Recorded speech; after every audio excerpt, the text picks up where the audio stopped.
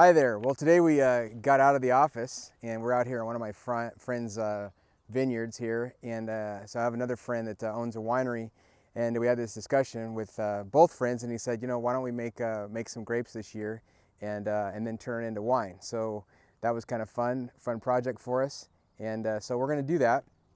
And along the way, during our program, we're going to take you through an entire growing season, and then also take you through and show you how wine is made. So in doing so, we thought, well, financial planning can get boring sometimes to talk about, so we're going to link the two. And so we're going to talk a little bit about how the concepts you use in pruning vines is also important in financial planning. So first off is when you look at a vine to prune it, you want to look at its size, shape, and capacity. So this is a vine from last year that hasn't been pruned, and you can see it's got a relatively decent size, a lot of shoots to choose from for next year, and it has capacity. So by capacity meaning, if it grew this much last year, it should be able to grow again this much in the future years. So when you're pruning, you're always looking at, when you're looking at pruning, you're looking really at short term and intermediate term. So short term is, I just need to get some good berries for this year.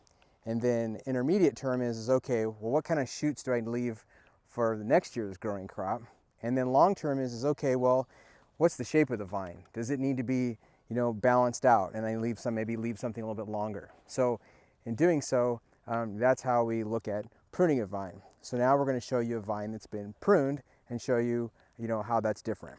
So now here we have a vine that's been pruned. And you can see from our previous vine that we looked at, you can see that there's a lot less shoots. And that's an interesting concept because some people think, well, the more shoots you leave, the more productive your vine will be, and that's not necessarily the case. So this vine, as you can see, it's got equal shape to it, and they've got spurs that they call that are left for next year's growing crop. So it's been nice and balanced, and not only will you have these shoots here, or these buds rather, produce shoots for this year, but also for next year. So always, and that's really, when you look at pruning, you're just kind of looking at, can I shape it, capacity, and then get some good berries for this year.